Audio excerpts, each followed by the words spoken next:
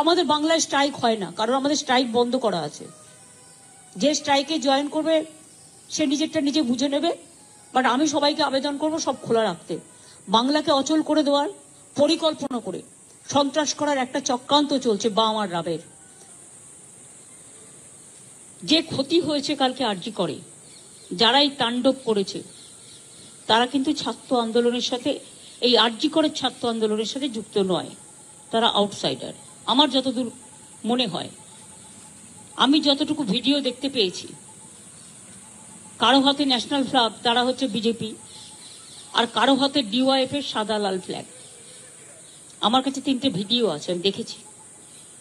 কালকে পুলিশকে যেভাবে আক্রমণ করা হয়েছে, আমাদের একজন ডিসি যিনি নিরাপত্তার জন্য ওখানে ছিলেন, আমার 2জন ওসিও ছিলেন, 1 ঘন্টা তাকে খুঁজে পাওয়া যায়নি। আনকনসাস অবস্থায় তাকে উদ্ধার করা হয়। তখন তার মাথা ফেটে মানে চুরচুর করে রক্ত পড়ছে। তাকে আমি সঙ্গে সঙ্গে রাত 3টে আমি পুলিশকে বলি ওকে অ্যাপেলেতে নিয়ে যাওয়ার জন্য, কারণ ব্রেন স্ক্যান ট্যান করতে হবে। আর এটা অনেক সময় মাথায় আঘাত পড়লে কোমা টোমাতে চলে যায় সঙ্গে সঙ্গে ট্রিটমেন্টটা ঠিক মতো না হলে। তাছাড়াও অনেকেই মার খেয়েছে পুলিশের, কিন্তু আমি একটা সাধুবাদ তাদের দেবো, তারা ধৈর্য হারাননি। এত তাণ্ডব দেখেও তারা সহ্যের সীমা হারায়নি। তারা শান্তির জন্য কাউকে আঘাত করেনি, এটা ভালো। আমি যতটুকু ইনফরমেশন পেয়েছি, আমি ছাত্রছাত্রীদের কোনো দোষ দিচ্ছি না। বহিরাগত কিছু রাজনৈতিক লোক যারা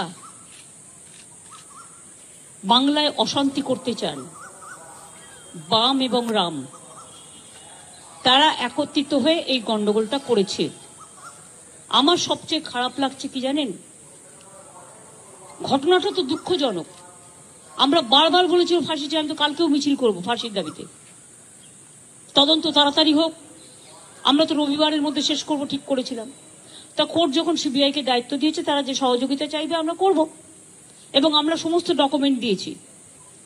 যেগুলো কিছু কিছু লিক করা হচ্ছে, সেটা আমাদের পুলিশ যখন এনকোয়ারি করছিল কিছু লিক হয়নি, কারণ সুপ্রিম কোর্টের একটা ইনস্ট্রাকশন আছে, মৃতদেহের ছবি বা তার নাম বা মিডিয়া ট্রায়াল যতক্ষণ পর্যন্ত এনকোয়ারি শেষ না হচ্ছে ততক্ষণ করা যায় না। তাও আমরা কাল দেখেছি। আমার কথা হচ্ছে, মৃত্যুটা খুবই বেদনাদায়ক, তার পরিবারের প্রতি আমার পুরো সমবেদনা আছে। আমি কেন, আমাদের বাংলার সকলের, সারা দেশের সকলের। কখনো কখনো একাত্রা ঘটনা ঘটে যায়, এটা একটা সামাজিক ব্যাধি, এবং এরা সমাজের শত্রু, এরা কেউ বন্ধু নয়। সেই জিনিসটাকে আমরা কখনো সমর্থন করি না, করতে পারি না। কালকে উত্তরপ্রদেশেও সেম জিনিস ঘটেছে, একটা দলিত মেয়ের উপরে। তার 2 দিন আগে মধ্যপ্রদেশেও ঘটেছে। এর আগে আপনারা দেখেছেন হাতরাসও ঘটেছে, বিলকিস বানু ওখানেও হয়েছে, সাক্ষীর ওপর হয়েছে, যে রেসলার। এরকম অনেক কেস, উন্নাও থেকে শুরু করে সব জীবন্ত জ্বালিয়ে দেওয়া হয়েছে।